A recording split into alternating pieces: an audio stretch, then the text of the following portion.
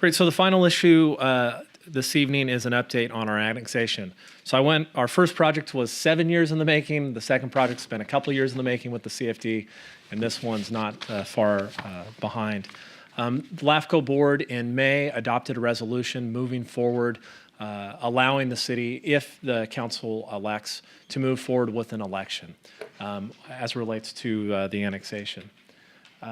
In July, so next month, on I believe it's the 18th, we will present a staff report to the City Council with a resolution to actually move forward with an election if the council so chooses. We are recommending that if the council does move forward with an election, that we do that through the county and through the elections office, and then an election would be held in early November.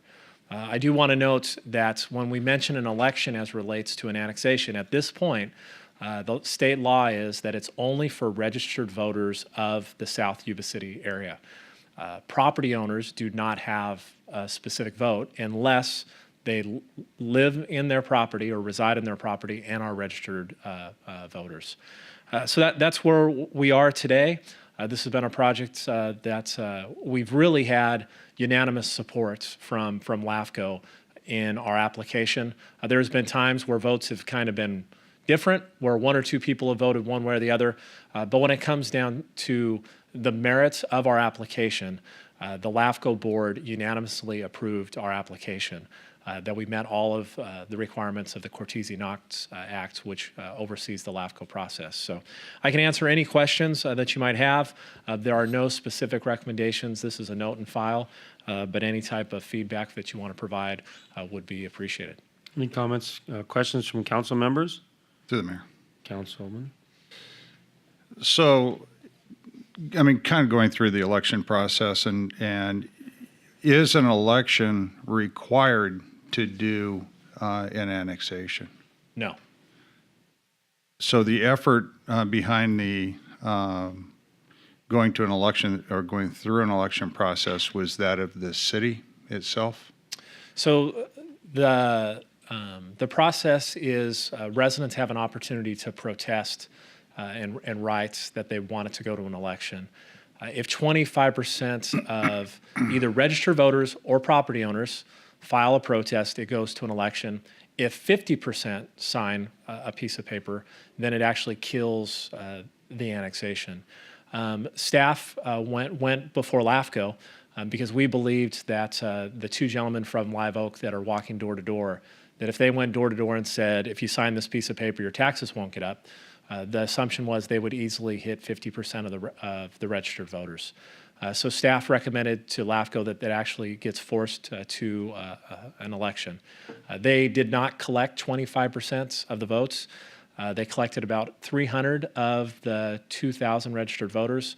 However, they did not go door to door. That was just basically 300 of the people that are out there that I'd say in any given day are not supportive of annexing into the city because they believe that their taxes are going to increase and that they'll be required to connect to city water and city sewer.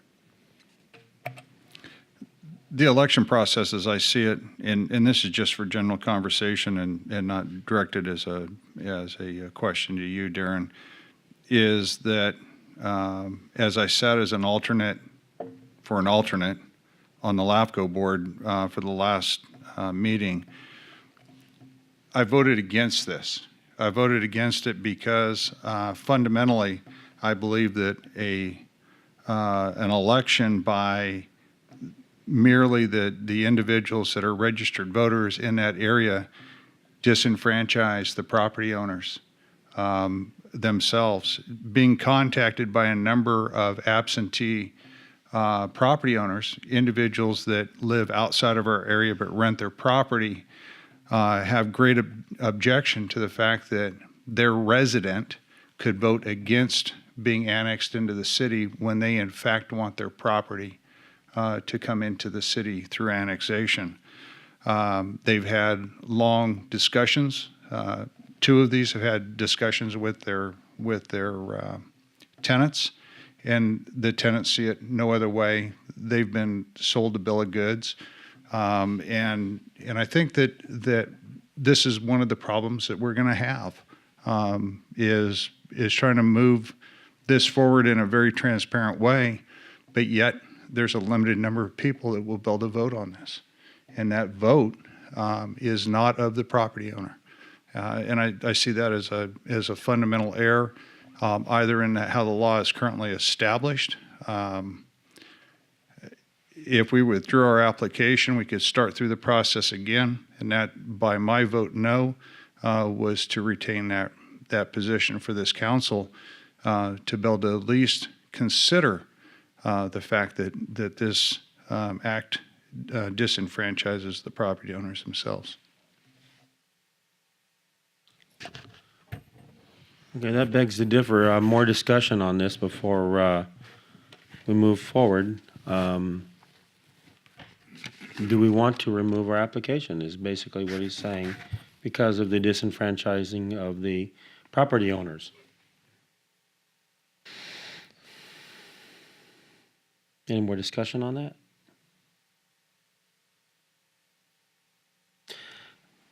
And Mayor, if I may interject, we can include information on the July 18th a staff report and have a recommendation including that, so that the council can have more information.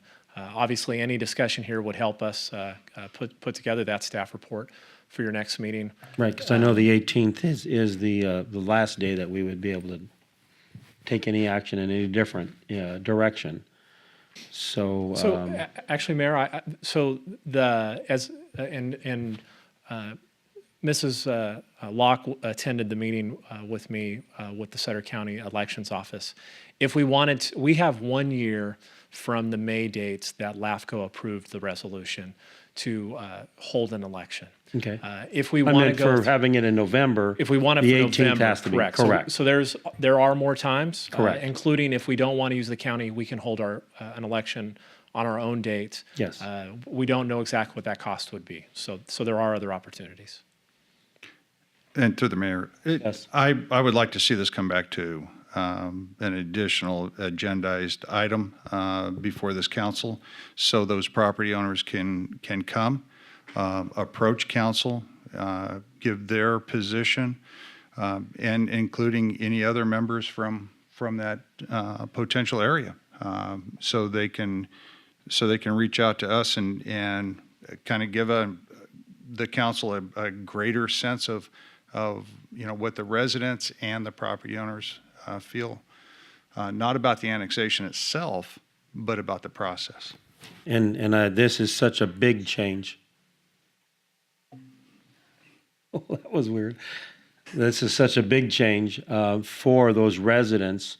I think it'd be and the landowners, I think it'd be prudent for us to take every opportunity to have their input into this, and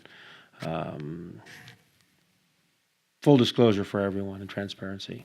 So the 18th would be good. And even then, we could decide whether we're going to wait another year or to the next process, and we have some serious thinking here to do. Mr. Mayor, I know that Mr. Gale will be out on that meeting, but staff will get something together either for the July 18th or the first meeting in August, if that's okay with you. Mm-hmm. Mr. Mayor? Yes, I'm sorry. That's all right. Mr. Gale will be out on July 18th, so we may bring that back for the first meeting in August. I don't believe that there's a first meeting in August, but we can always hold one. We'll make a determination. I know time isn't necessarily of the essence, but we do obviously want to advance this issue. But we also want to do it in a systematic way as to not to rush into it. Well, so we'll do some analysis and bring something back to you. I think if we do want to try to make it to the November election, it has to be done. I think there's a 90-day before the election time, and there's a process of making sure it's filed properly with the county. If we're utilizing the county, we need to find out what those dates are. Yeah, the since this isn't a normal election year, Mr. Gale, correct me if I'm wrong, the county can hold this election because it's a mail-in election. As the mayor's saying, we need to hit July in order to have it in August, and in November. But if we wanted to do it in December, if we wanted to do it in January, the county could still do it. That is correct. Okay. So it would just, we're normally programmed to have that November election. That's what we usually have. In this instance, it's unique, so it could trip out into December or January. And as Mayor, as you were mentioning, there's an 88-day requirement to call for an election, pre-election, as you were mentioning, the 90 days mark. So I guess I'd bring it back. Okay. You could also, even if you could call a special, meeting if we decided that we wanted to move on it this year. So however we would do it. Thank you. Thank you.